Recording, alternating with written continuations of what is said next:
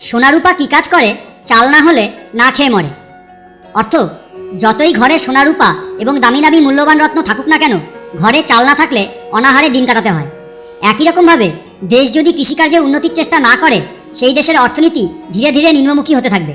সেই জন্য কৃষক এবং দেশের উচিত কৃষিকার্যের প্রতি যথেষ্ট নজর দেওয়া। যেজন সদা কৃষি করে, সমস্ত সুখ তারই ঘরে।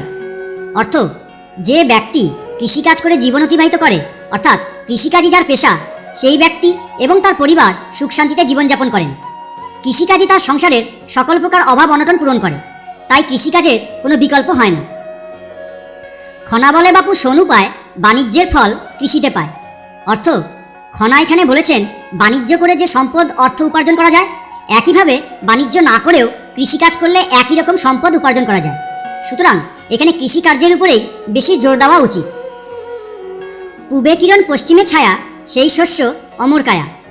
অর্থ, যে শস্য খেতে পূর্ব দিক থেকে সূর্যের কিরণ এসে পড়ে এবং পশ্চিম দিকে সূর্য চলে যাওয়ার পর ক্ষেতের উপর ছায়া এসে পড়ে, সেই শস্যের উৎপাদন এবং গুণগত মান খুবই ভালো হয়।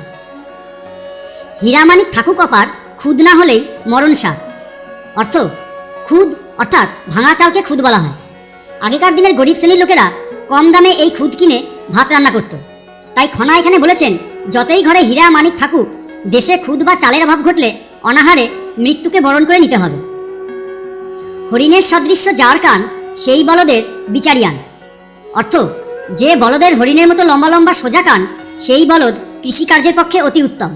তাই বলদ ক্রয় করার সময় এই গুণগুলি দেখে ক্রয় করা অতি কর্তব্য।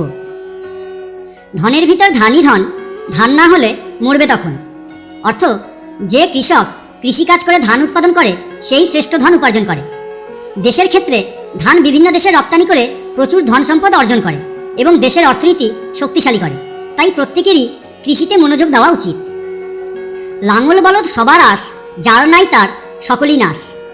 অর্থ, আগেকার দিনে লাঙল ও বলদের উপর কৃষি নির্ভর ছিল। সেই জন্য কৃষকদের একটা বড় স্বপ্ন ছিল নিজেদের লাঙল ও বলদ ঘরে রাখার। সেজন্য যার কাছে লাঙল ও বলদ থাকতো না, তারা নিজেদেরকে খুব হীন মনে করত। কৃষিকে করিবে জীবনসার, কৃষিতে দারিদ্র্য ঘোচে অপার।